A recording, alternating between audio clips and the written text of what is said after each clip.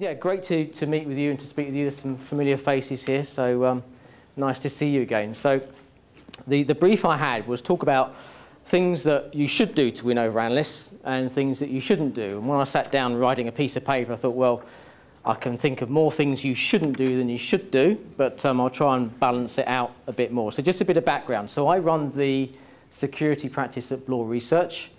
I'm also an information security consultant, and I'm just about to finish a master's degree in information security as well. So I am an information security person through and through, but also a practitioner as well as an analyst, which means that I can relate the real world to maybe the ethereal world of analysts. Now, out of interest, who here has spoken to analysts as part of their briefings? It's a few people. How many people here have never spoken to analysts? Oh, right, okay, it's probably about 5% of the audience. Okay, good. Well, hopefully there's all some stuff we can learn here. So I think the first thing is you need to understand that I, as an analyst, everything I do or say must be open, objective, and honest. Now, I know that that grates with some analysts that maybe stretch the truth a bit, but I'm not a hired gun, and everything I say or do is based on what I honestly believe, and my reputation is my stock in trade.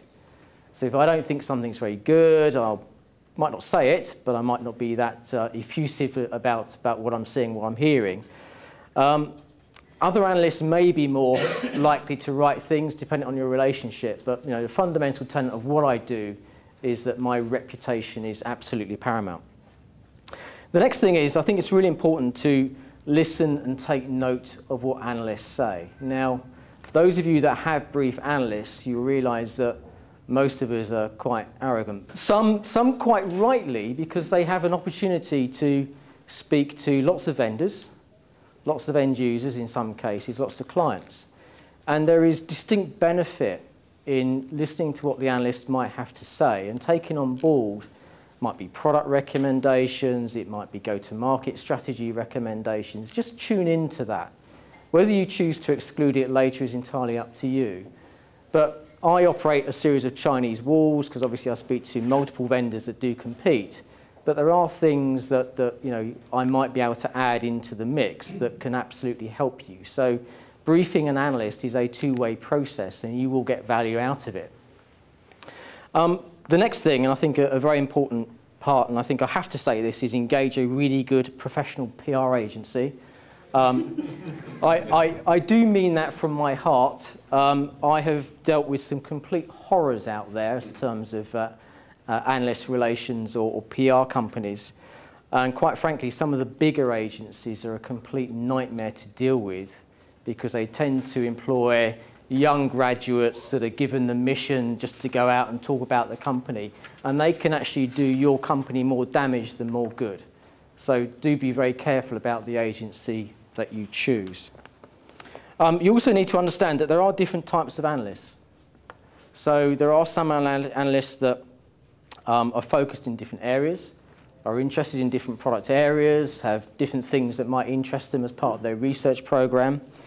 At Bloor, my role as an analyst is to obviously work within information security, but I'm very interested in working with you to help on your go-to-market messages, to help lead generation, and to help your profile out there in the bigger world. And so there is distinct value of working with an analyst that gets what you do and how you do it. And finally, my final point is keep the dialogue open. Do keep communicating with analysts. I might not be interested in your particular area all the time, but do keep the dialogue open. You will fall off my radar if I don't hear about or from you on a regular basis. But don't overdo it and don't bombard the analysts with emails. And often a nice thing to do is just invite an analyst out for a cup of coffee or in a chat, rather than a formal briefing process that you feel you have to do because your chief marketing officer says you have to do it twice a year. So just try and be a bit more creative about how you do it. Now the interesting things, what you shouldn't do to win the analysts over. Now, with all due regard to my dear colleague Steve, I would say the first thing is don't confuse an analyst with a journalist. We are quite different beasts. We have different requirements in life. My job as an analyst is to analyse and to look into things and form an opinion and influence, whereas a journalist is very interested in other things. So, for example, if you came to me and said, oh, we've got this great news story, you might be interested in breaking it for us, quite frankly, I'm not interested. I'm not a journalist, I'm not interested in breaking news stories, whereas I'm sure my colleague Steve or his colleagues in the journalist community would be very happy to do that.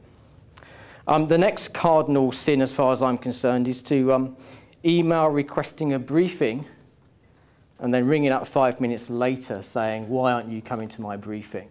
I get extremely irritated when PR people ring me up, bullying me into coming into briefings, because as you can imagine, as an analyst, I get lots of requests to go to briefings on a daily basis. And that's actually a downside of a big agency, because I tend to employ people on the end of the phone just to try and cajole analysts into going to briefings. The next thing is, companies trying to exert editorial control over articles or pieces that I write. Believe it or not, people do try it on. They do try and manipulate what you say or how you say it, how you write it. It's important that stuff I do is factually correct, which means that clients that I work with always have the opportunity to do fact check in, which is important. But if you try and sway by changing the content, then we will fall out very quickly. And then finally, expecting an analyst to pitch or sell your products on your behalf. My job is to talk about the problem space. I very rarely talk about individual products because, quite simply, I don't often have that much exposure to them to be able to articulate the strengths and weaknesses. And really, that's your job. The benefit of me is to say, well, this is a problem space, and there happens to be a good company with a solution. And very, very finally is don't sheep dip me, which is a very strange thing. But sometimes some of the larger corporates hold mass analyst events where they'll have 20 or 30 European analysts or worldwide analysts in a room, and they'll take you through a briefing process, and it's pretty obvious right from the start that the corporate droids that are there absolutely hate being there, don't want to be there, and just want to get the analysts out of the way. So that's it from me. I hope it's been a useful update on the world of analysts. And I'll hand back to Neil.